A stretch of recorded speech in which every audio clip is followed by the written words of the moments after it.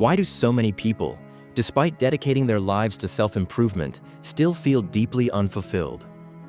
The self-improvement industry is a massive $13 billion market, overflowing with books, courses, life coaches, and self-proclaimed gurus, all promising transformation, success, and happiness. From morning routines to mindset shifts, from biohacking to productivity hacks, there's an endless stream of advice on how to become a better version of yourself. But here's the paradox. The more we try to improve, the more we feel like we're not enough. No matter how much progress we make, there's always another level to reach, another weakness to fix, another habit to optimize.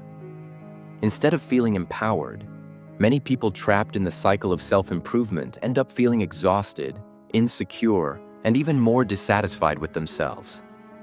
So what if the very thing we believe is making us better is actually making us miserable?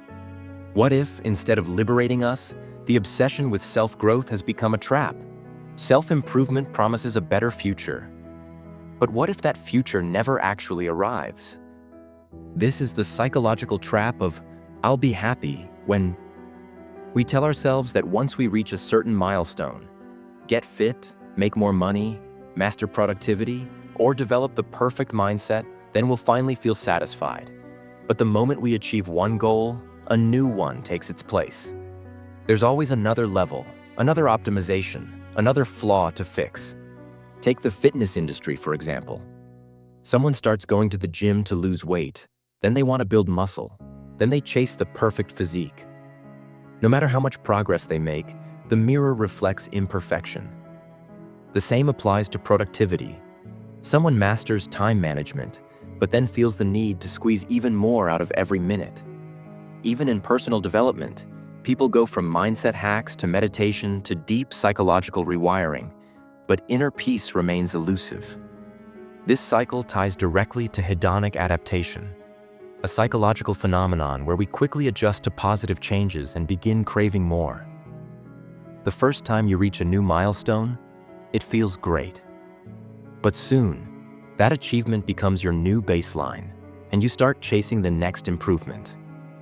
It's like being on a treadmill that never stops.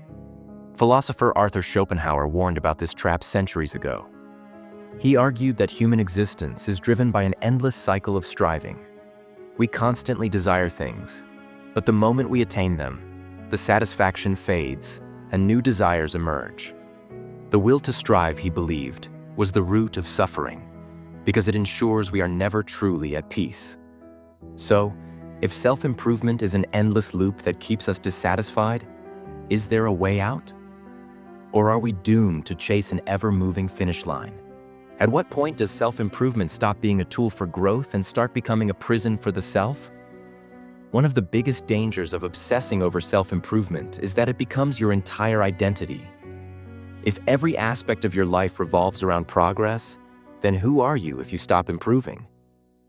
If you're not constantly working towards something, whether it's better habits, a sharper mind, or a stronger body, do you still have value? Many people caught in the self-improvement loop lose their sense of self outside of achievement. Their self-worth becomes tied to their ability to optimize, level up, and outperform.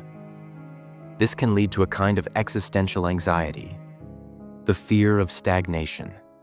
The idea of simply being without constant progress feels unacceptable. This mindset is deeply connected to perfectionism. The need to always be better creates an underlying belief that you are never enough as you are.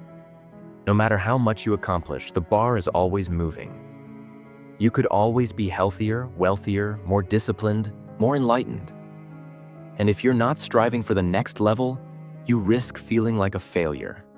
Friedrich Nietzsche's concept of the Übermensch, overman or Superman, is often misinterpreted in the self-improvement space. Many people see it as a call to relentless self-optimization, the idea that we must constantly push ourselves to become something greater. But Nietzsche wasn't just talking about raw efficiency or performance. His vision of the Übermensch was about creating meaning, not just improving for improvement's sake.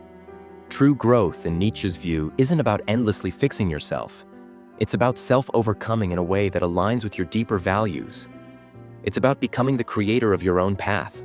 not just following a checklist of success dictated by society or self-help gurus.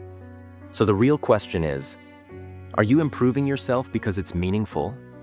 Or are you doing it because you're afraid of who you are without the chase? What if the feeling of not being good enough isn't just personal, but something designed to keep you stuck? The self-improvement industry thrives on one simple premise: you are incomplete.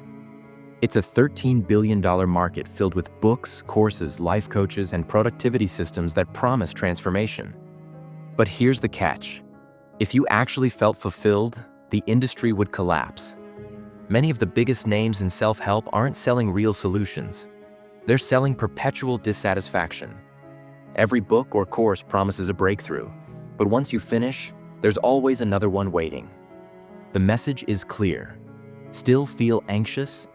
You need this new mindset hack. Not making enough money? Buy this financial success blueprint. Feeling unmotivated? Join this high-performance coaching program.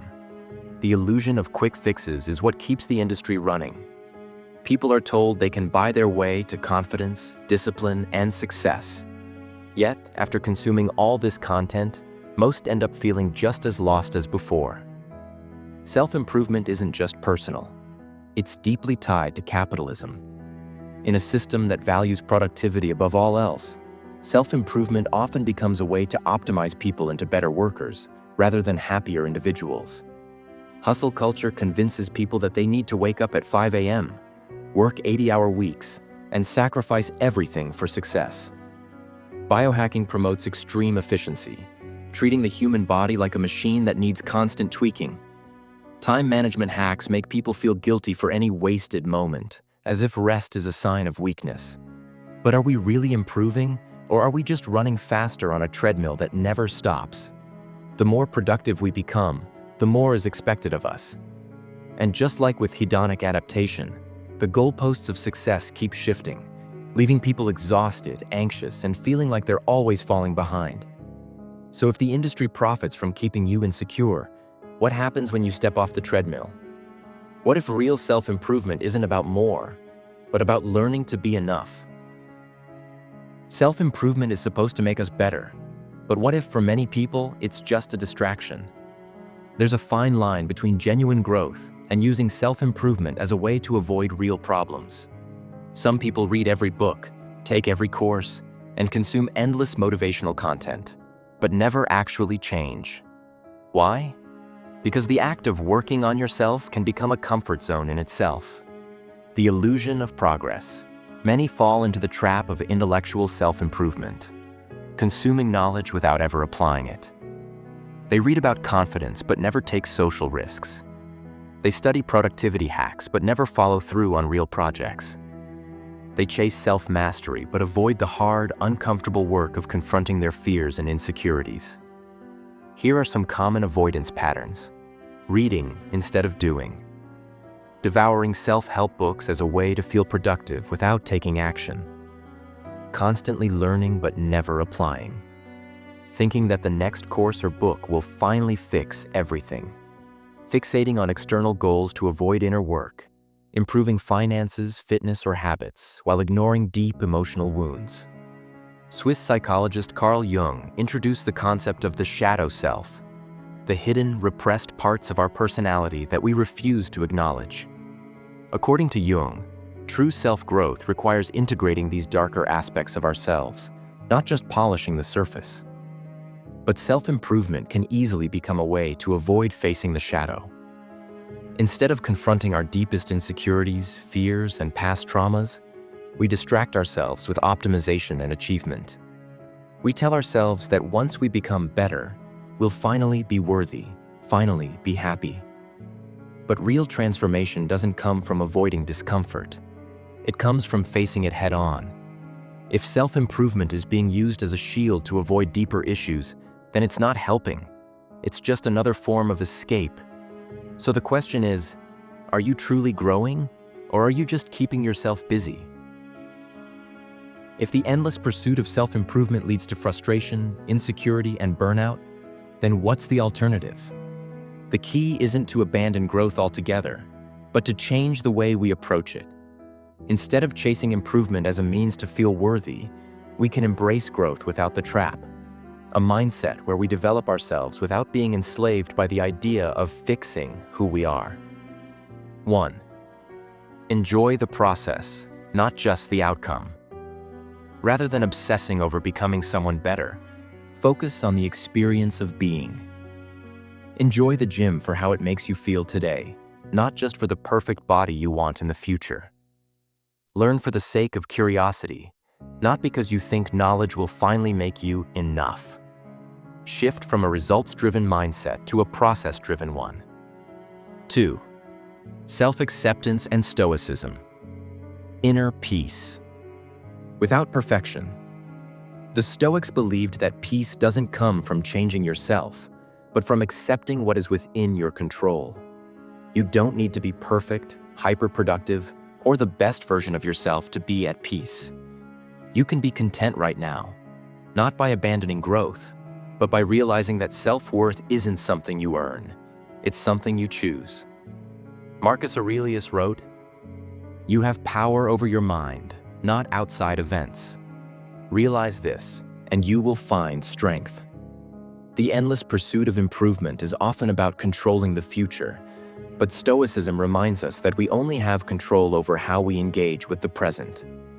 3. Zen philosophy. Letting go, instead of adding more.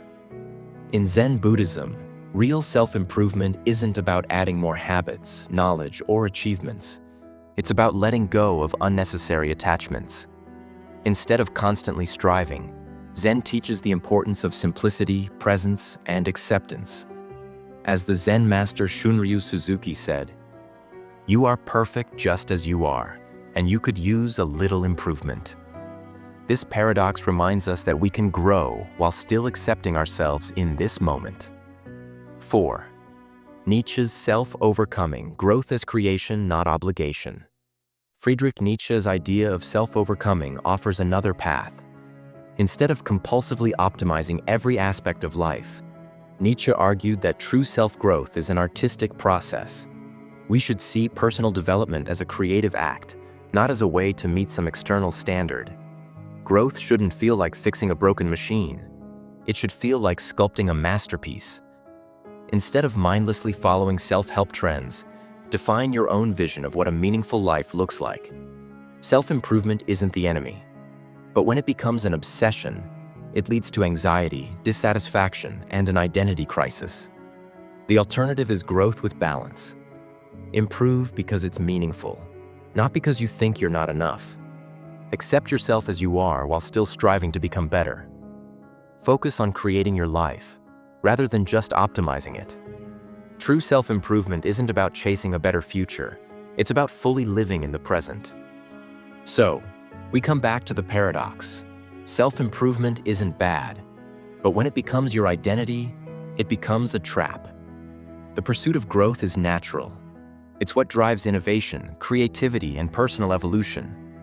But when self-improvement turns into an endless chase, where you're always trying to fix, optimize, and prove yourself, it stops being empowering and starts being a source of suffering. The key is balance. Yes, learn. Yes, grow. But also be present and accept yourself as you are. Improvement should be a tool for living, not a condition for self-worth. So, here's the real question. What if true self-improvement wasn't about becoming someone else, but about learning to be okay with who you are right now?